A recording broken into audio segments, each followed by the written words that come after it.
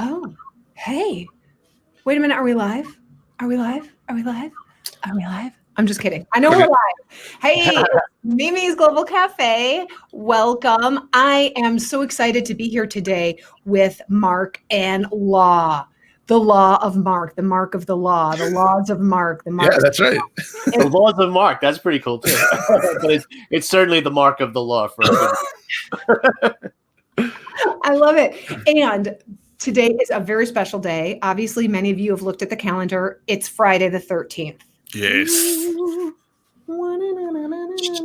And we have a treat for you because today is also the release of Fatal Influence, the new film by Law and Mark. So we are going to watch the trailer. We've got people that are kind of joining, so I want to wait a second about the trailer. But this is, for me at least, the very first full-length indie feature that I've watched that was filmed during COVID, that has COVID themes built into it, that has all of the racial justice themes built into it, that has social media themes built into it, everything that's happening in the now. This is the perfect film for the now that we are in right now, if that makes sense. Does that make sense? Totally. Yeah, it made sense to me. Definitely a time that needs a couple of benchmarks, right? I don't think it'll be hard to forget, but in the future, we can definitely look back and go, oh, yeah. That time. So it was watching the film was very fun and optimistic for me. Yay. Oh, that's great. Yeah. And so now here's the thing. It's comedy horror. Now, for people out there, I know for me, it was a little bit of a disconnect, and I'm a fraidy cat. My wife is too. Yeah, so is he. Too. I'm 100% fraidy cat. So I wasn't really sure about watching it, and then I watched it, and I had so much fun. It's definitely more fun than Frayed. Yeah. Yeah, we wanted to have some. I mean, it's based in the world of the video content creator. So even though there is some horror that's on there, that's not a world that has totally jumped into gore yet, or those kinds of scares. So we really wanted to stay true to that. So it felt natural, the kinds of things people are making. So there is some creepy stuff on TikTok occasionally, that haunted vibe, so we leaned into that. But I've been kind of saying that it's spooky funny. That's how it kind of feels to me. It's like it's spooky. And you also felt that there were these themes and certain elements in the film that kind of forced its way into that genre too. We have to put that genre in there so that the audience has at least some expectation of what's going on, so they don't go in and be like, comedy, yeah. And the expectation could kind of mess with the experience. Yeah. Well, and so for people who are super into horror, you would be like, oh, that wasn't scary. That wasn't scary enough. Right. Yeah. I'm one of those people. I am super into horror. I want the scarier, the better. I want to walk out looking over my shoulder. That's the deal. So we kind of had some fun and said, I had a pretty distinct memory of being a kid and at the early teens, when you knew you could watch something and get away with it. This is a movie that I think if you're on the younger side, you can feel like you watched something that you shouldn't have, but there's still nothing wrong with it. It's not going to change your DNA as a person. You're not going to be a messed up human afterwards. You're not going to have accidentally watched Saw at 13 and have a crazy view of the world. Right. No, not at all. So we were hoping for that, but at the same time, there's lots of laughs. I mean, we can't do anything that just doesn't throw humor in there, and since a lot of it had an improvised vibe, a lot of the creation that the actors were doing there, that leans towards funny too. So we don't want to be afraid of that. And I think I actually get a little more spooked out by things when the moment before it I was kind of I was laughing, or I was enjoying it in that way, and that kind of lets you let your guard down and be like, oh, this is going to be okay, everyone's having fun. And then when stuff starts to go wrong, wait, go back to the fun. I know that was going to happen then. Right. Then you're a little more vulnerable. Right. Okay. Just so for viewers out there, I just did that magic thing that happens because of StreamYard, that if you look down below, that's amazing. There's a little ticker and it shows you fatalinfluencethemovie.com. It's out today. And so that's, if you want to catch this film, today is the perfect day to watch it. The weather's kind of, whatevs. It's getting dark early. Friday the 13th. it's a good fun thing to watch. So how old? I think I'd let like definitely a 12-year-old watch it. 11, 10, even like 10. I feel like it's not that scary, right? Yeah, it's not. Listen, we just like they do on TikTok, you get to kind of self-censor when you put a post up, if you have bad language in it, you can bleep it out. So we did that. That's throughout the movie. If anyone used anything that was really adult language, it's censored by the content creator. It's meant to feel like the content creator censored it. So there's no horrible language. There is no gore. So again, if you're someone who's tuning in looking for someone to get ripped in half on screen, that's a whole different budget, and that wasn't happening here. It's really about, you're not seeing anything that these characters are not seeing, and they're being kind of tracked by a very celestial, ethereal, creature-y kind of being. So we wanted that to be the vibe. And most people, will tell you they believe in ghosts, but they haven't come face to face with one. So all the people in our little movie are interacting with something that's very ethereal or paranormal, but they're not coming face to face with it. They're being hunted by it. It's a little different. Yeah. You feel the presence of it. Ooh, she used it already. That's actually what we call it all throughout our scripted work. It's literally called the presence.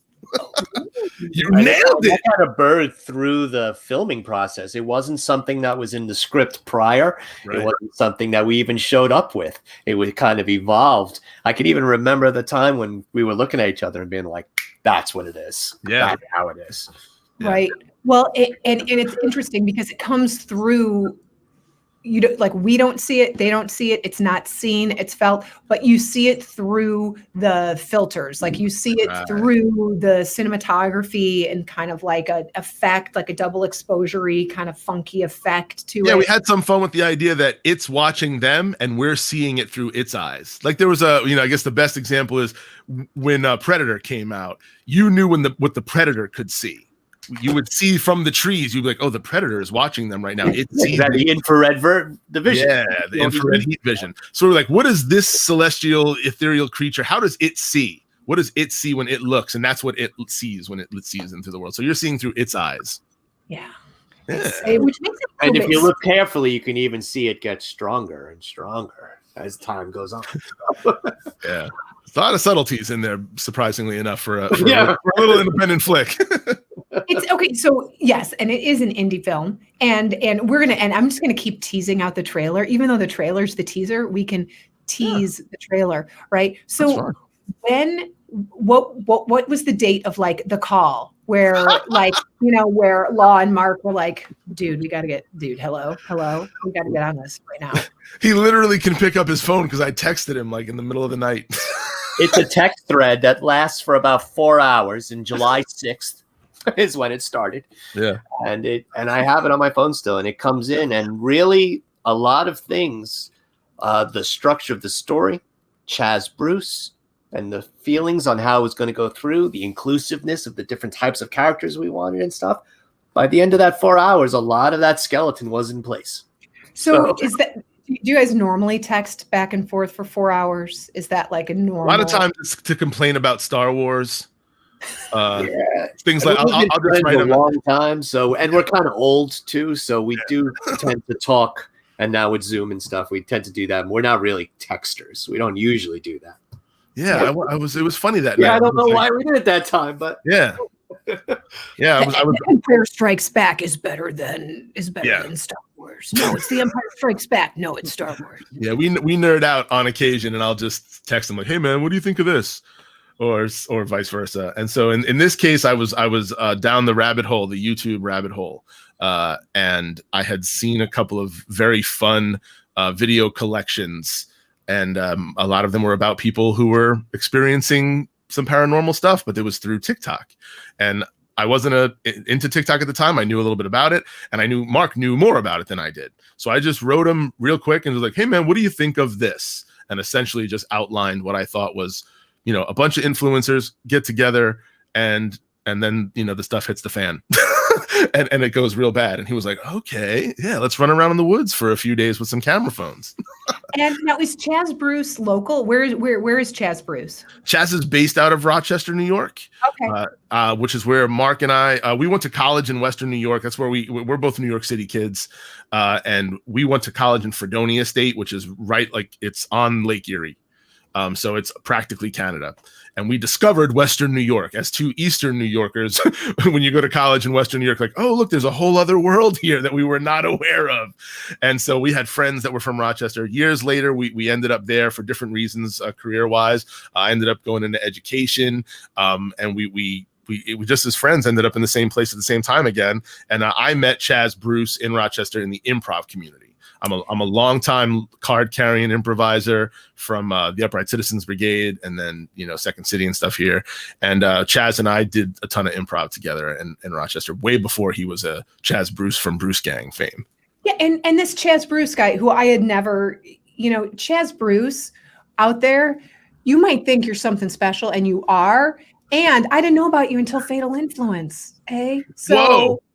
I had never heard of Chaz Bruce until he got a new fan because of the movie, which is a cool way to go. Chaz, you got a new fan, and it's because of Fatal Influence. But I also am not a TikToker. I've got so many things, all the things. Right now, I'm addicted to Twitch. Twitch is my current addiction. I've got a Twitch addiction. Yeah. Wow. Are you streaming or are you watching? I'm watching now. Will be streaming. Like, for example, this type of thing, I'd love to do it on Twitch, but then people can't share it and do watch parties. Like, the shareability of Facebook is so much more. But I do like the concept of Twitch. It feels you guys got to get into the Twitch. I'll get you down a Twitch rabbit hole. Yeah, same thing with TikTok. I wasn't a part of that at all, and I spent my first. Mark, what's the term used for someone who's just? Do you remember the term that's just for someone who is on TikTok but doesn't even have a profile? It's like watchers or something, right? It's a very sassy. Yeah. It's just like voyeurism, though, right? Yeah. You don't write anything. You're just like, oh, who else? What else you got here? Oh. Yeah. So that's what I was for the first, like, after we had the idea for the first 3 weeks that we were coming up with the story for Fatal Influence. I was just on TikTok, but I didn't have a profile. I wasn't uploading anything, and I was just like, voyeuristically peeking into these people's lives. And it was kind of interesting. And then I started to see some of the things that, as an actor and as a storyteller, that I wasn't a fan of. I was like, some of this is very unoriginal. At first I was like, okay, one person gave their dog a treat and did a trick, and then 300,000 people did the same thing. Like, I think we're all from the world where the second someone does something, we try really hard to not do that same thing. Yeah. So I couldn't relate to that part of it, but then I started to see how there was community inside of that. And then, in the very least, as an improviser, certainly I've been on stage doing everything from short form to Harold's forever. And of course, we follow that suit. So we built a community out of that, and we do the same thing. So it's like, okay, they're kind of doing that thing. There's some comfort in the fact that people are doing the same dance with the same song clip. They're building community out of that. And so we got into it as far as that it had a voice for people. And I was like, these people, we should amplify this voice and give them some of the stardom that they're saying that they deserve, and see what we could do story-wise with that. Yeah. And you just fall in love with, like, the process and the characters. I think now here we've kind of warmed it up a little bit. Let's see if this all works. And we'll go for a try here to share the trailer. It's going to be fantastic is what it's going to be. We're going to do a Chrome tab. Yeah, it's going to be so techie and tech savvy. I mean, this is like an impromptu news show and all this wonderful stuff. This is great. Okay, let's share this. Okay, are you guys seeing it? I am. Okay, I'm gonna hit play, and then y'all let me know in case I want to make sure that you all hear it, because if you're hearing it, they're hearing it. Are you ready? Okay. Here we go. Let's do this. What's up, Claction people? Me and Dash just got up here checking out the campsite where we're gonna have the campers at. These are the protective masks we're gonna be wearing. I got on my protective mask. As you can see, Dash don't got on his. I don't know if I'm gonna be able to do all of this mask thing, man. Every day, 24 hours. It's about protection. In the sun, breathe, run, sing, dance with a mask on. I don't know if I'm gonna do that. He don't like protection. That's how he got on them kids now. What's going on, creators? Look, my name is Chaz Bruce. I'm really excited to be one of the first brand ambassadors for the Claction app. You have been chosen to come to the Claction Content Creative Camp. Let the journey begin. It's not fair. So is there like a winner? No, you all win. The fact that you're here right now with me, you're winning. Okay? Do not get it twisted. One time. One time? Ah, yeah. Every vote was no. What did she do to win? I'm not happy about this. We found something. What is that? What is that? Wait, who did this? This is great content. Go record this. They are clearly messing with me. They are clearly messing with me. Don't stop recording. She got scared talking about something was about to happen with death. Oh, it's just a little clip over here. Like a stalker? It's dark as hell. Can you believe this? Cause I was thinking about smacking you a couple times to get the views. I'm push buying on people, getting followers for what? Hey, go. Trying to run a camp here. Yo, what is going on right now? I don't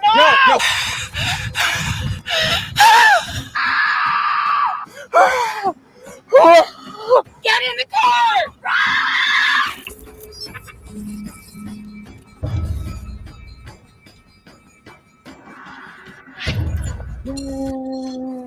This is all content. We're all. Oh, shoot. Sorry. There you go.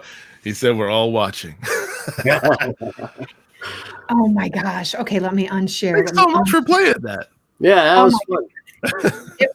It's well, the thing is then people can get a little bit of a flavor. And if you want, everyone, you can check out the trailer again and actually see it with your own fanciness at, Fatal Influence, the movie.com right there. Everything's right there. You can go right from the trailer right to the movie.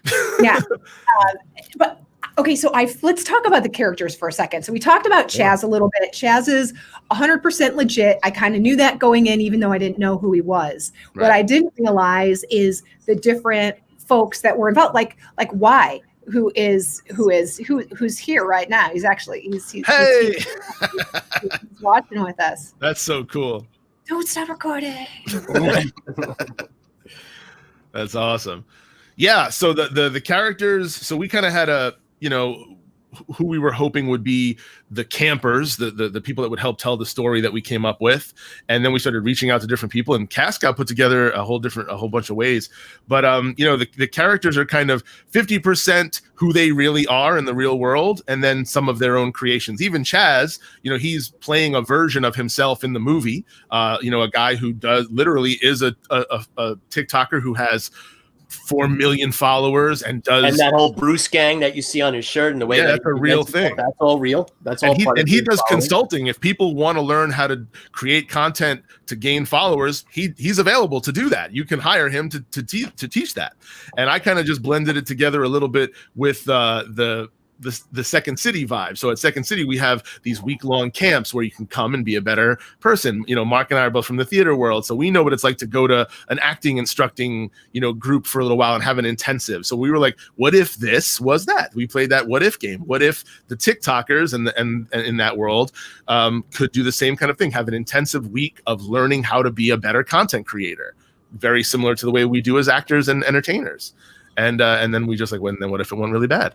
And it's one of those things also that a lot of people can relate to, because whether you're at a business conference or whether you're at a yoga retreat or whether, there's one of my favorite scenes, which is it's a good chunk of the beginning of the film, is everybody showing up and registering at camp. And then you get a little bit of their backstory as the registering camp. And that's where you fall in love with everybody, because you're like, oh my God, you see Y flying over and steering car. I mean, I'm not going any plot points, but it's just that you fall in love with all these characters. We were really hoping that would be the case, because these folks are great. I mean, they're such sweethearts, and the fact that we're open, we let folks know. Listen, it is a horror movie inherently, so we are dealing with the mysterious elimination of a lot of these people. But I know for myself, and Mark and I have in common, that the stories and the characters that we attach ourselves to, you have to care about these people. Like I don't care if a dozen people go missing in the woods if I don't care about them. We actually joked a little bit about Blair Witch because we're both fans of that movie. We were college seniors when it came out. But one of the things that was rough about that movie was I hated those people. Like I was interested in what happened to them. But they were not nice people, not to each other. They weren't supportive. So I was like, what if we had a similar vibe, but you really fell for these folks? You're like, wow, they're all doing their best. They're trying to be funny. They're trying to, and one of the things that is inherently the nature of being a content creator is you're looking for followers. So you're putting your best foot forward, your funniest material, your best dances. And the fact that they're all doing that is really great for the movie. So, we've got really a fun batch of characters and a super diverse cast. I mean, listen, Mark and I are two middle-aged white dudes. So, that's just the truth. There's no hiding that. We're not trying to. But we were so excited and happy to be working with such a diverse cast with trans female, deaf African-American actors, 3 male African-American leads. I mean, it just goes on, it just goes on and on. I mean, from the second the movie starts in the more cinematic view, our 2 leads there are Asian and Latina. It's like,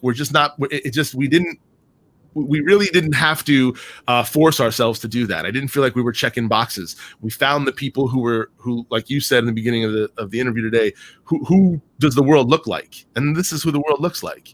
And it felt so good to put that out there. I still don't see too many movies doing that. So there's a little bit of a point of pride of being filmmakers who, didn't have to have an inclusivity. We didn't have to have a seminar to learn how to not be horrible people. Like I feel like a lot of people are like, well, I had to sit down and learn how to cast a movie and be inclusive. Like, really, did you? Or could you just like create characters that were genuine?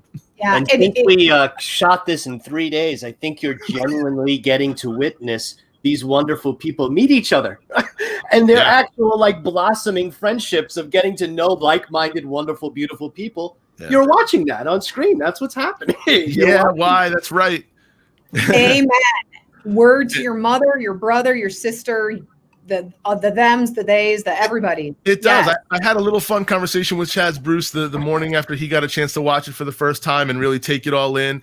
And I asked him honestly, I was like, can you look back at being a 13-year-old African-American kid and really tell me that there was a movie that came out that wasn't just considered a quote black movie that had 5 African-American leads in it, 3 of whom were men, and they're not thugs, they're not gangsters, they're not a bunch of BS. And he was like, nah, man, I can't even think of anything like that. So I'm psyched that this movie is just people being people and having fun and sharing their time together. And I do think folks are going to fall in love with all of them.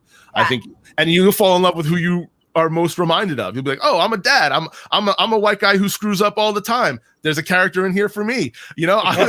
There's somebody for everybody in there. So yeah, I related to all of them. I got to say, I kind of related to all of them. But this is an interesting segue because the characters, it does not feel scripted at all. Like I had to go back to the press release and like, wait a minute, was this scripted? Was this not? Because it just feels so natural. And so can you talk a little bit about the process of the script versus improv and then also the shooting process, because they all had their own iPhones, right?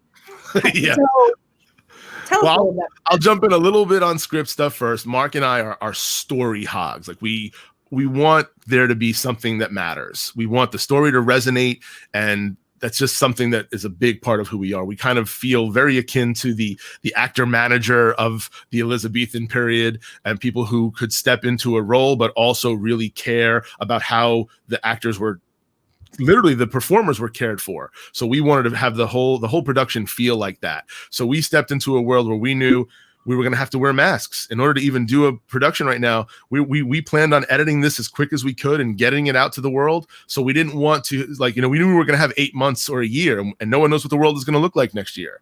So we were like, this is a movie for right now. So it has to feel like what we're all going through.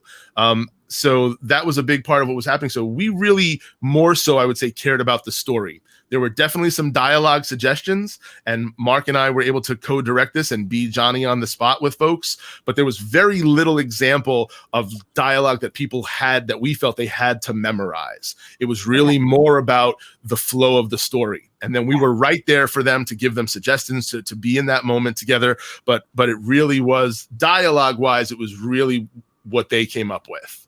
story wise, we were really, really pushing those agendas that we had.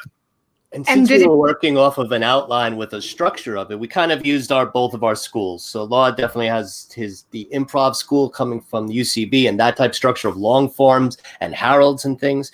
And I come from a Commedia dell'arte side, which has basically a Lazzi structure. So it's very, very concise and clean remarks that are told in very short pieces, and that's kind of how our story unfolds, is by using those techniques to allow the story to play out. Yeah, okay. So let's talk about the shoot. And as mentioned earlier, I'm a film editing person. As far as I'm concerned, it's all about the editing, because otherwise it's just dailies, as the former editor producer, the former film editing junkie.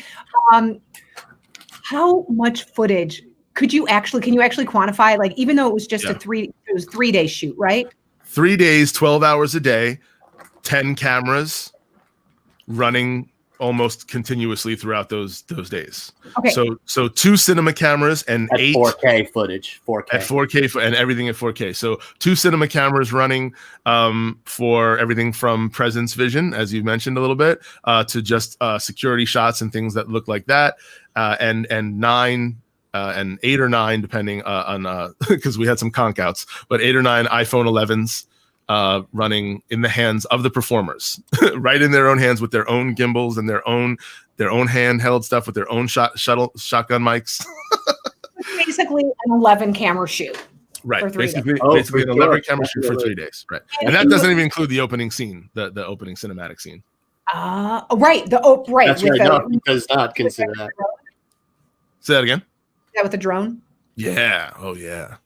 That was Kyle Niemer, one of our people we were lucky to interact with, was our drone and director of photography for the opening scene, and then Chad Struthers is the director of photography for the remainder, for all the camp stuff. Awesome. Okay, so now I noticed, as one does, 6 film editors. So how did you structure the post on this?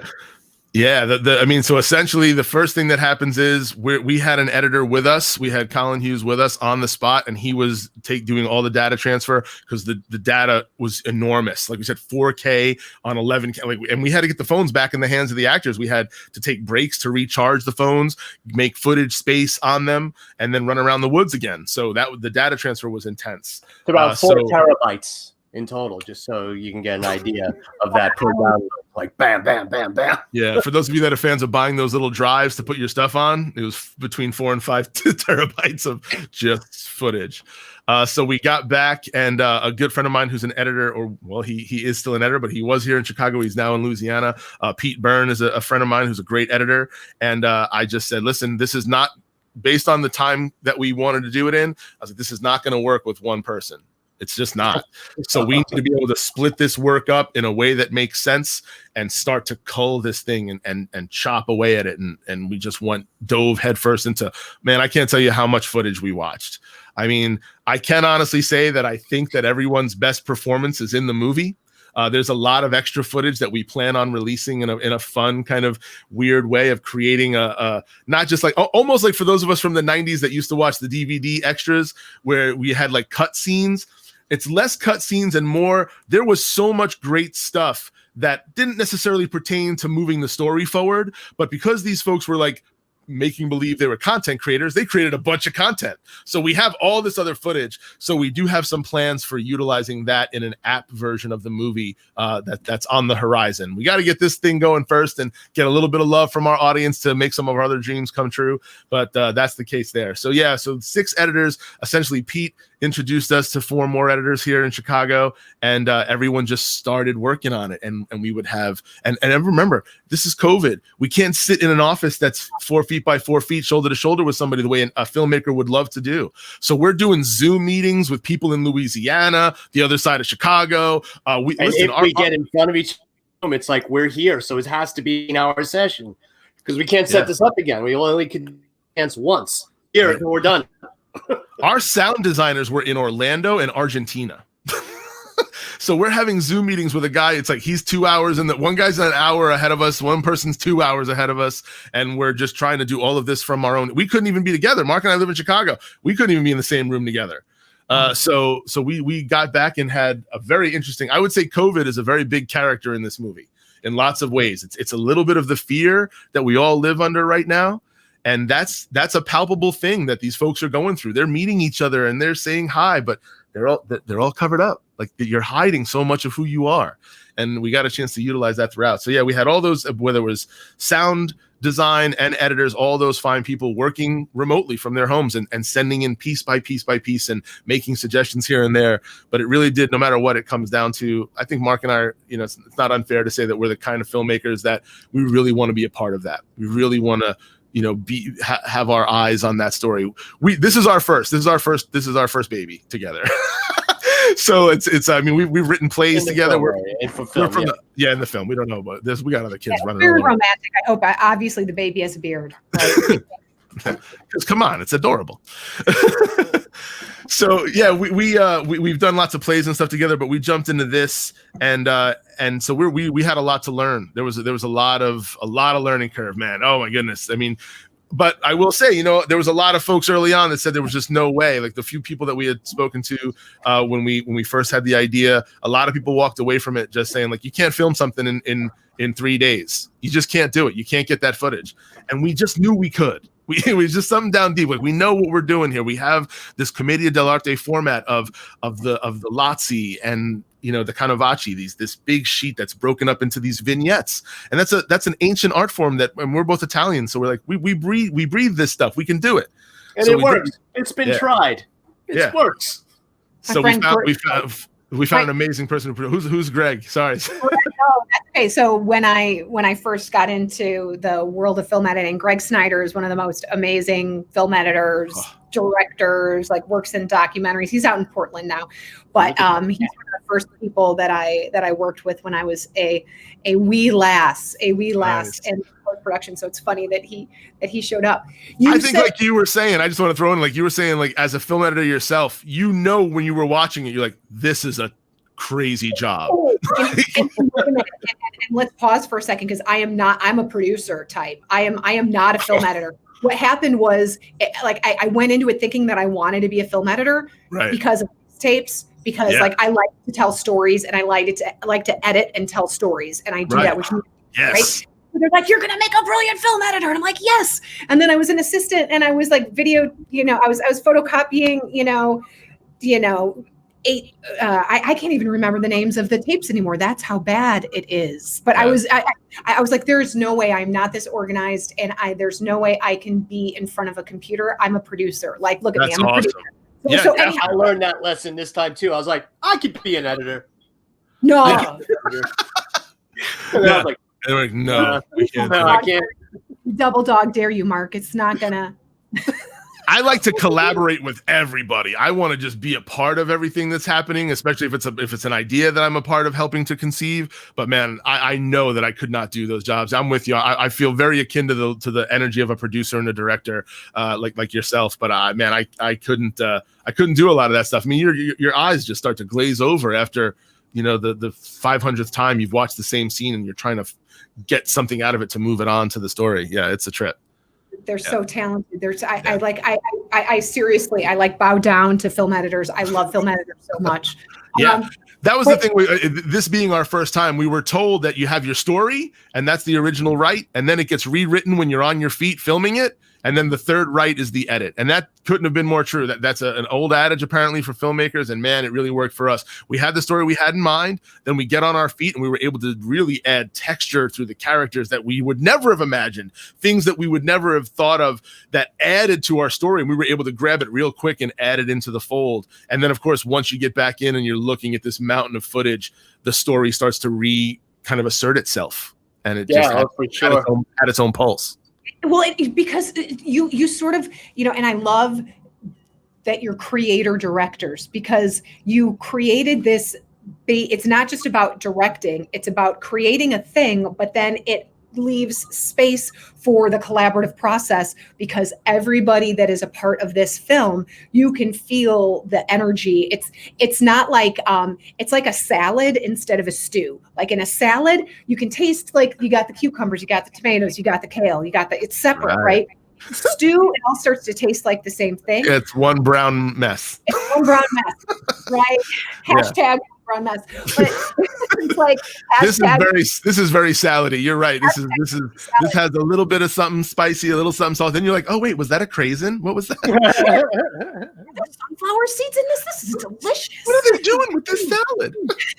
Honey mustard dressing. I love it. Oh my goodness. And it's spicy. It has a spicy. It's got a little kick. It just warms your palate. It's just like we said so many times after watching it that there's no way we could have scripted some of the stuff that happens. Oh yeah, man. Because these actors got together, these people got together, they enjoyed each other, and then genius just started popping out, and we just happened to be filming. So it was like, all right. Yeah. Now I'm going to go back to something that you addressed, or well, you didn't address it, but you kind of hinted at it earlier. That today's the release day. The audience is going to start seeing it. Yeah. And you've got like hopes and dreams for your baby. So what is coming up for Fatal Influence?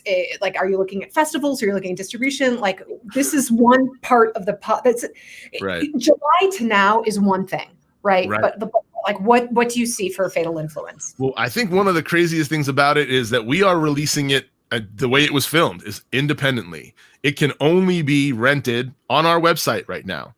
We're not even really seeking out any other thing. We've had some great connections to some awesome distributors, some of which are in the movie. We have those connections, and we've been actors forever. So we got plenty of people who are like, yeah, let's talk about that. So we have that fun little saying, which is like, come talk to us. You have an idea. If you watch this movie and you see something in it and you're like, come talk to us. We're here, man. You can find us very easily. We're very visible on Facebook and the internet, and right through the Fatal Influence website. So we'll listen to what anyone has to say. But right now it's an experiment. The idea is that all of the people involved have some of their own following, and we have our own little way of getting the word out there. And what can a movie do? What can a little scrappy, independent, spooky, funny flick do if you just get the word out? And we're lucky to have an executive producer who's not in a rush. She doesn't need our opening weekend to be the total of what this movie is. We have time, we have patience, and we're going to let this thing just become what it's going to be. And I feel super blessed to be in that position. But we figured out it was weird. We figured out it was only like a month ago, like right in the middle of the editing process. We were like, wait a minute. Whereas some movies, their first 3 days, their opening take is the measure of the whole movie. They're like, oh, if you didn't have an opening weekend, that's it. Well, there's no one going to theaters. So it's not even about that. We want to see a build. We want to see every week that more people find out about it. The word gets out. The TikTok community starts to rally around it. Because listen, for what it's worth, TikTok has to fight every day. They even recently, like literally, there's arguments between TikTok stars and pop stars, and they bicker and be like, "You're not a real star." Yes, we are, and they have to go back and forth. Well, where's the one stepping out right now saying like, "Look, here's a story that's featuring some of your own." And they pulled it off, and they can do this. We can tell a story using your medium and your performers. And so we're hoping that they rally the same way they do behind each other for a video about someone doing a dance or someone's dog who fell off the couch, So if the TikTok community gets behind us, then we're going to let this build and just kind of almost like the way the story came up in general too, let it see what it's going to be. Let it reveal itself to us. So there's not a rush, which is cool. I'm really psyched about that. So, but there are some... experiment, because this is a planned trilogy. It's a plan. The executive director has been involved with us from the beginning, and she wants to see that come to fruition. So this is a 3-movie project that we're working on, and this one is the experiment to see how things work. Everything from the production of the script and the way the story was told and the characters developed, through the marketing and how it's sold and how it's received. And we're going to take all that information so we can move forward with Doom Scroll, which is our sequel. Yeah. Okay. Yeah. Okay. I'm not saying anything else because I don't want to give you. Okay. Yeah, I'll give it anyway. That's cool. Yeah. We bumped into when we were trying to come up with taglines for a movie, and you sit there trying to be creative, like, what about this? And Mark threw out, he was like, follow, survive. because we realize everyone says like, follow, subscribe at the end of all their videos. And so the idea that these folks are trying to get you to like and follow, but at the end of the day, they're just trying to survive. We loved that, and we attached ourselves to it. And then as we were building the story and we realized how big it was, and we have these other 2 films planned, one of the things I bumped into immediately, we're not giving away the 3rd one yet, but we gave away the title of part 2, is this thing that we all do now, we're all guilty of apparently, which is doom scrolling. It's this idea that you look for bad news and you keep just moving that thumb and keep moving it along. But Mark and I are also old school Indiana Jones fans and stuff. And the idea of a doom scroll, of an actual thing that if it was unearthed could, right? That's exactly right. So we're playing with, we're definitely playing with all of those things. We've watched faces melt at the opening of a book or a chest or something like that. So we plan on getting into that for our sequel and building this more. For fun, for what it's worth too. And this has been, thank you so much for having us on, man. This is so fun. There's a lot of stuff. Even I hope, since you watched the movie just today, our websites, like I said, we grew up as fans of Blair Witch, Paranormal Activity, Cloverfield. If you dig around our websites, for any of the super nerds like us out there that love movies that do this, we built a world around these characters that is original and creative. We didn't use TikTok in the movie. Our app is called Claction. And there's a Claction website you can go to. And we didn't use the Randonautica, like choose your own adventure app, because that has its own way of using, generated points. We wanted it to be more, again, ethereal and kind of use this other thing. So we have Epiphanati, and Epiphanati is its own website. And you can go to those things and research those companies and as though they exist in the world, which, the difference is with Blair Witch, we're not trying to fool anybody. We're not trying to make anyone think like all these people are missing and horrible things happen. It is a story, but you can immerse yourself in it. You can get into the heads of these characters in lots of different ways, and even more coming up. And once you start, if you get any of those little discoveries, you'll start going, how does all of that tie into a kids in a camp? Because the tip of this iceberg is a lot of fun, because we plan to do a lot of genre bending when we move on to the next one. The next one will not be a horror movie, but there's a mythology to this that has supernatural elements to it, and there's an epic war going on that this is only kind of hinting at, which is fun. It's such a fun ride. And one of the things that I love about it is that you hit on a lot of themes as well. You hit on a lot of themes. You already talked about the inclusivity. You talked about COVID as a character, and amidst all of the fun, it directly confronts a lot of the bullshit that we're all dealing with. But it doesn't in a way that's super heavy. It doesn't do it in a way that's preachy. It does it in a way that, like, hey, we're all living this right now. Yeah. Right. And we're still going through it with the election, and you can feel these characters experiencing the world in their own way. And it's what we're all going through right now. So, whatever your opinion is, if you become a follower of these people, you would follow their opinion. And so we wanted them to have one, and not to just be all, sit on the fence. These folks, these characters really care about the things they care about. They have the things that drive them, but they also have this weird ambition of being followed. And that's a unique thing. And I can relate to it as an actor. I'm lucky enough to be one of the people who's been seen on Broadway, been seen on national TV, and been recognized. It's a weird thing. When you walk into a store and someone goes, "Hey, aren't you the guy that killed Al on Chicago PD?" I'm like, "Yeah, that's who I am." You have to relate to that. Chaz Bruce gets that all the time. He walks down the street and while we were filming. Oh man, right in the middle, we had things shots interrupted. Chaz Bruce. That's Chaz Bruce. So it's a very intriguing thing to want to have that, to be the kind of person who wants that. And so to be able to let them loose in this world that we created, that's what it's all about. But we can't ignore what people are experiencing right now, be in the Black Lives Matter movement, in all of these other areas. This is what we're living in and living through. And it's in there. But like you said, we're not telling anybody how to think. We're just showing you what people are experiencing, and then you get to decide. You get to decide how you feel about it. And I would add on to the whole thing about, people wanting followers. Everybody is on social media, and I'm sure at this point, y'all have seen the social dilemma. Like people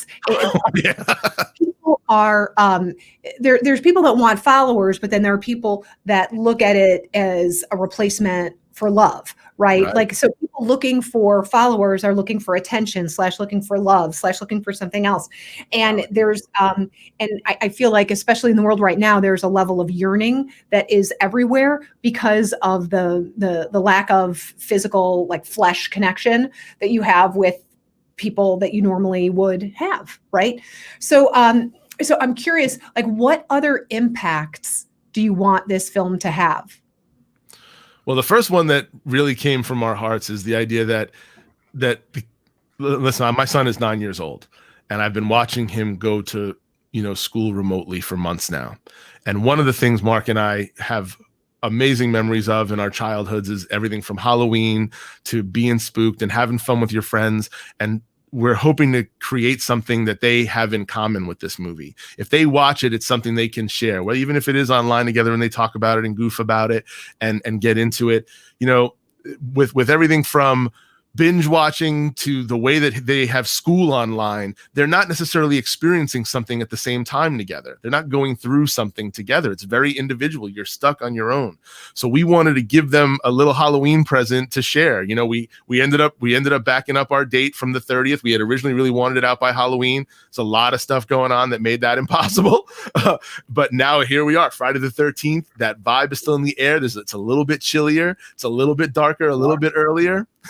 And so that was one of the things we wanted to do, is give a little bit of a present to the kids that loved stories and could immerse ourselves into things. And we see that out there. So that's definitely by using this on medium, by telling the story through these Vine or TikTok inspired vignettes, these 6 seconds to 1 minute. If you watch, our structure is pretty solid. We don't veer off of it. Our rules are strong. We are there for either 6 seconds to a minute. These are very short bursts. So as we use this medium, hopefully it'll bring people together and say, hey, I understand how that story's being told. Do you? Because I'll tell you, no offense, Dad, but he ain't going to get it. It's going to be tough for him to digest it. He's going to, because he doesn't know that world. He doesn't understand. We're speaking their language. So that's one of the things we were definitely hoping to do, is to speak the vernacular that these kids do. I also think that it is kind of a good primer for grandma and grandpa and parents. Like, hey, I know you really don't get the TikTok thing, and I think blah blah blah about it, but watch this, because then you can actually see that a story can be told through this way. That's the goal. That's great. That's great. Yeah. I do think that this is sort of a good education. Parents out there, for all of you people that don't understand the internets and don't understand the TikToks and the talks and the ticks and the talk ticks, this is what you need to do. Check out, Fatal Influence, and I'm not even, I don't know you, just so everybody knows out there, I don't know Mark or Law from Adam. Do you know what I'm saying? Like, I just watched the movie today. We got connected through my friend Susie, and so the enthusiasm, people who know me, they know I'm enthusiastic, but like the enthusiasm is real. Like I loved it. Well, we really appreciate that. And you're right, man. If a parent who's sitting there going like, why does my kid like TikTok? If they watch this together, it's a little bit of something for them too. It's not just the disconnected vignette. Now they are strung together. We kind of said that we curated. We wanted you to feel like someone is curating this journey for you that these people are on, and it's laid out for you so you can figure things out. Now listen, it's not also perfectly mapped out, meaning we want you to figure some stuff out. Go on this with us. Fill in some of the gaps. You don't see everything that's happening. And we had some fun. That opening scene, if we could talk about that for a little bit, because it features our executive producer's daughter. And she came in, and again, not a professional actor, came in and rocked it. And that opening scene, we had a little bit of fun of comparing it to, this is a very egotistical comparison, so you have to excuse me, but I have this story that I love, was that when The Wizard of Oz was in pre-production, right? They were ready to make the whole movie color. And they were like, we're fine. We can make this movie colorful. Yeah, we got the technology. Let's do it. Let's do it. And some people came along and said, well, you know what? I don't think our audience is ready. They're watching their stuff at TV at home, that they're not really prepared to watch a whole colored movie. Is there any way that we can, do something else? And some brilliant people came along and said, well, what if we introduce the movie in something they're familiar with? So it'll look black and white like they're familiar with their TVs. And then when the world becomes magical and when the energy of the story kicks in, then it becomes colorized. That door And so, opens and yeah. And so in our movie, we open it the way you're familiar with. This looks like a movie. It has an opening sequence. And then all of a sudden, this TikTok world, this content creator world kind of imposes itself on your screen. And it starts to take over from there. And we're just giving people the chance to have a foot in the door to what that is, to going live, the way you're going live now, and the way people communicate together. Well, I got to say that until you pointed that out, as soon as you started going down that rabbit hole with Wizard of Oz, I was like, wait a minute, what's he talking about? And I was like, oh, I didn't even, the transition. Well, what also helps is it opens that way, and then you get the title, and then it goes into film, and when it's in the actual film, then you start seeing things in more of a vertical orientation. Right. But it actually was kind of seamless. And now that you say that, I love that's brilliant that you did that. But it does stay in a horizontal aspect ratio. You just are getting various stories in a vertical fashion. That's right. Yeah. Yeah. Yep. And I'm going to pause for a second and say, hey, people out there watching us on the Facebook Live. Hey, neighbor. Put a question in. If you have questions about the filmmaking process, how this was made, about Fatal Influence, if you haven't watched the trailer is in the link below, as well as the film. Feel free to add a comment here, and Law and Mark can answer the questions for you. So what would you say is one of the number one things you learned from this process? I know you learned a ton, but like, what's one of like the key? You're like, oh, I didn't expect to learn this, and I learned this. Wow. That's a great question. I feel like we're still learning, like right now, while we're listening to you, we're sitting there like, wow, that's how that worked. I would have to say for me that just like the art of improvisation taking everything that you have, everything that you are, and putting that together and then putting that out there, right? So when someone says, oh, I improvised this dinner, or I improvised this thing, they took all the pieces that they had and they put it out there.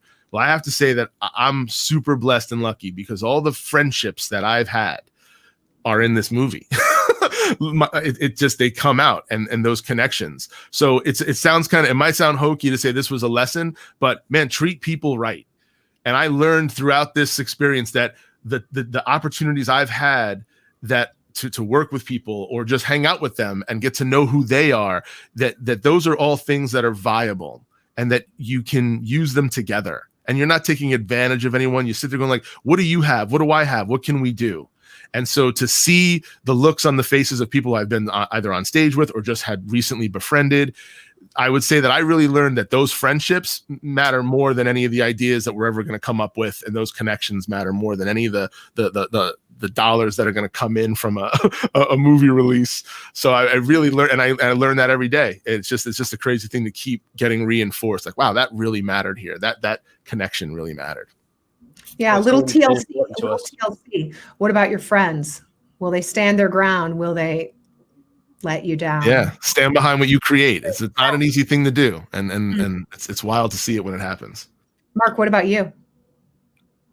I felt that it really, I've discovered it and had it reinforced and watched it discovered in others. But when I kind of connected to being with these people, but the phrase, the success is the doing. You know, the actual doing of the project together is the success. It is already the success. You're experiencing the success while you're creating it. And if you could discover that in yourself and maybe help people discover it in themselves, it certainly helped me. And that's what I was able to see and watch that like come to fruition inside my own self. And this project definitely solidified that for me. Because being a part of a group and creating art together, to me, is like the best way to spend time together. So all that success happened, and it's been happening for the past several months during this crazy pandemic when people are going nuts and their brains are becoming squish. And our community of theater artists and filmmakers who are all furloughed and fired and stuck at home. This has been a great success, a really great success.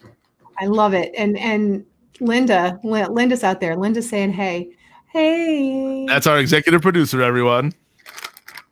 Thanks for joining us, Linda. Yeah. You see her picture? Have you seen her picture? You see anything maybe familiar about her hair? Oh yeah. For those of you that get a chance to watch the movie, look at that lady. There's an homage to her right in the opening. Oh yeah, because the color of the hair of the mom. Yeah. There you go. Nice. So how, aside from, this is actually kind of a stupid question, because how can you separate the film from the year? But if you were to take the film out of it for a moment, like what are other ways that this year has impacted you creatively? Oh man, well, I'm a Second City teacher, and I haven't been in front of a student since March, and I gotta say, it hurts my heart. I know that there's a lot of strife in the world, when it comes, and I mean specifically our world, in the whole world, definitely. But man, the improv community, the theater community is what they're going through right now, and even in trying to be more inclusive, watching these institutions struggle to even realize who they are. So, I mean, that's been a crazy part of this year, but I'm very lucky in that I've spent a good deal of my professional energy in an academic setting. And that's a dangerous place for people to be right now. It's not a safe place for their health to be. So this year has really, brought that to light. So whether it's my friends that are on Broadway or other friends that are, regional theater actors, and watching us all try to figure out, how do we pick up these pieces and how do we keep doing what we love and put food on our tables and be there for our friends and family. So yeah, this year has been crazy. So the idea that we were able to incorporate that, like you said, separate from the film, that was the struggle even for us. Like, can we even say this right now? Can we even make these statements and feel like it's an okay thing to do? Because people are losing their lives. People are losing their livelihoods. All of those things are very real. So we are not in a position or desirous of making light of that.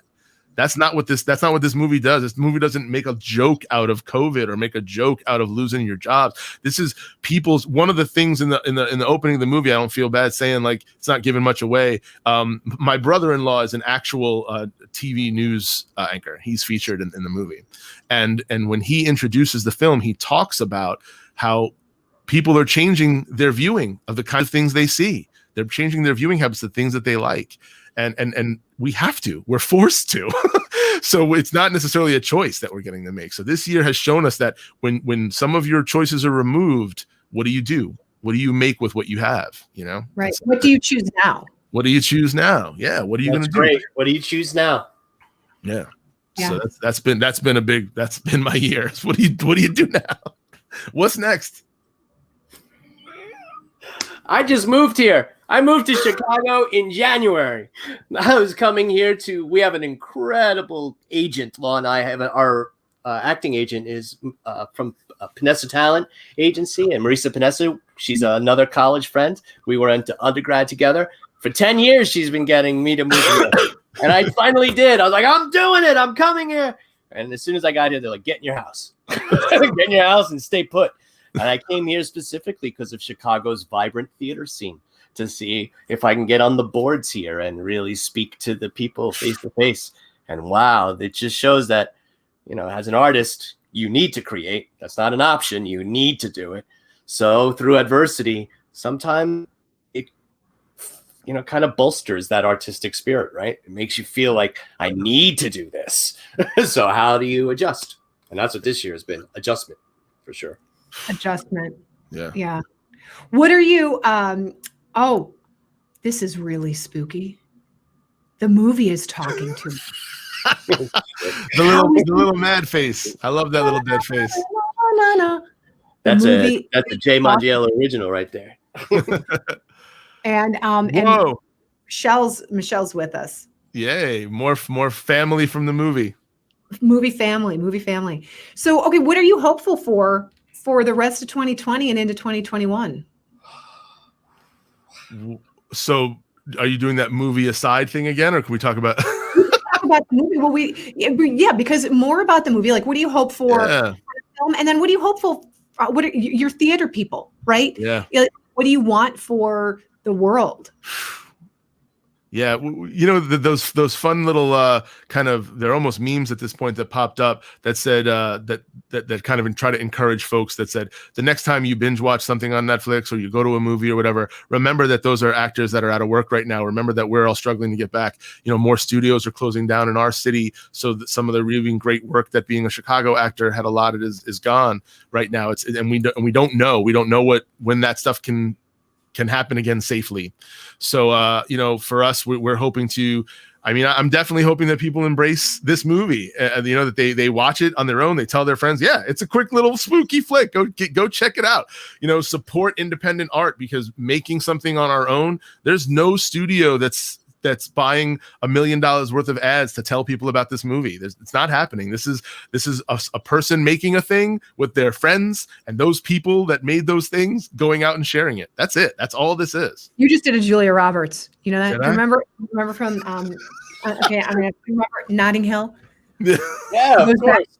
She goes back to Hugh Grant, and she's like, and he thinks that, you know, she's this big movie star, and she's like, I'm actually just a girl in love with a man. So something like that. I'm totally bastardizing it, right? Totally, no, that's great though. That's it, man.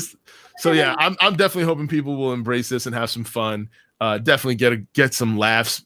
Jump into this world, meet these crazy fun people. Go follow them.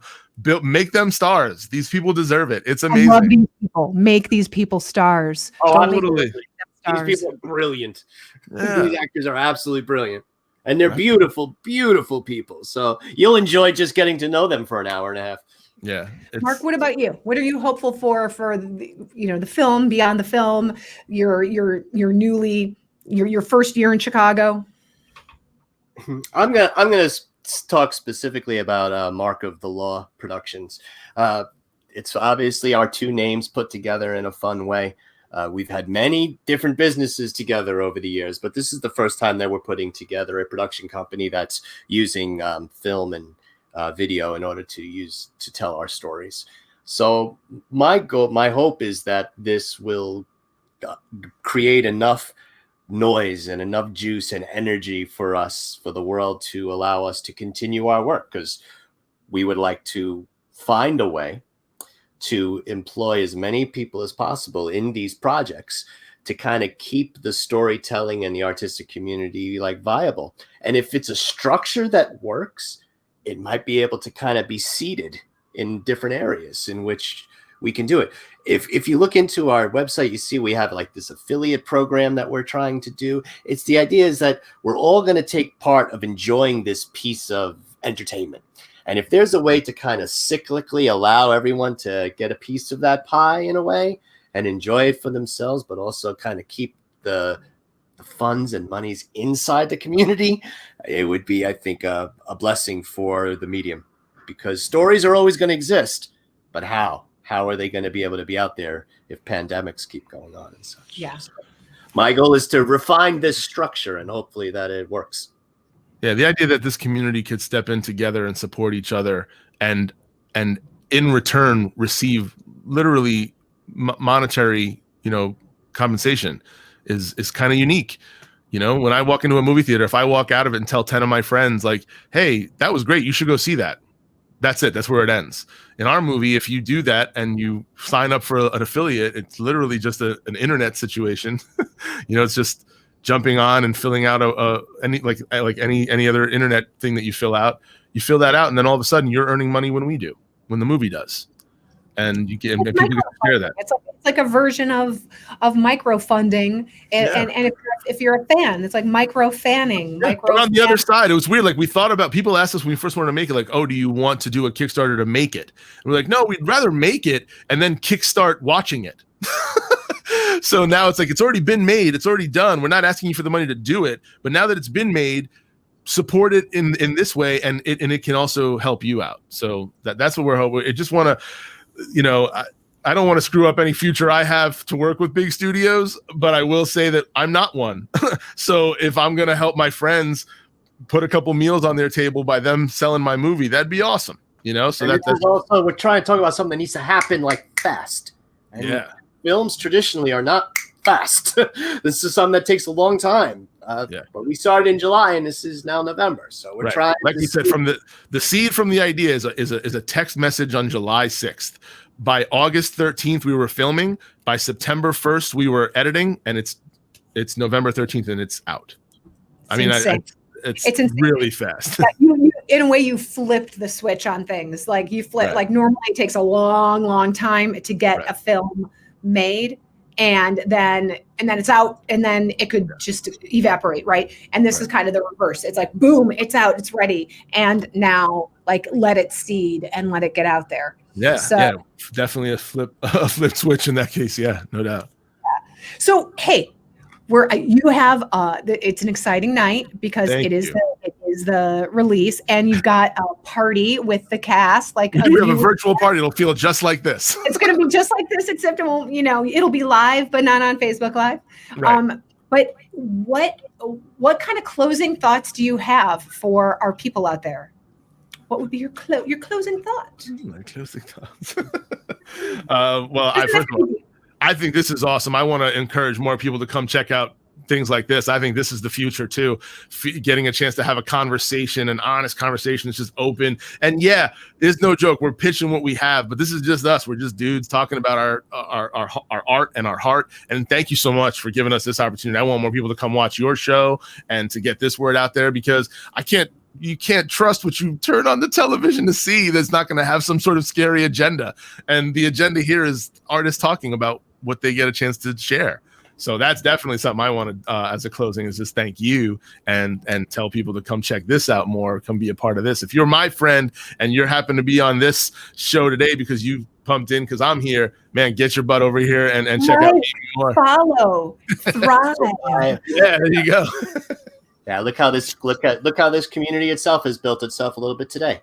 We got to meet you on this beautiful experience, and that's what I'm hoping for. That's wonderful. And it's going to be weird, right? It's going to be weird. How do we build these communities in the future? What is it going to look like? Well, it might look like this, and that's not terrible. Yeah. It's not. It's not terrible. I do like flesh, though. I'm a big fan of flesh, But now we have to find a way to synthesize it. We've got to find a way to do both of these things, to keep being able to get the word out in this way, in this individualized and safe way, and then be close to the people that we are the safest with. Yeah, exactly. It was funny. I was listening to he was on a bunch because they have a Flaming Lips have a new record out, and so Wayne Coyne was on a bunch of different podcasts. So I can't remember which podcast he was on, but he was talking about, he's got the plastic bubbles that, he will perform in, right? So he had tons of them made, and he actually, I can't remember if it was for I think it was for Colbert, that Colbert helped him get a bunch of those bubbles made. But then he thought, okay, well, wait a minute, we don't know when we're going to be able to have like the next safe live show, so maybe we'll get more made, and then like super fans could actually go to, instead of the band being in the bubbles, the fans are in those Flaming Lips, those plastic bubbles, those big hamster bubbles. Yeah. Hamster bubbles. And I mean, I'm probably a hair older than you, but there was a movie. Yeah, right. True. I'm a middle-aged lady.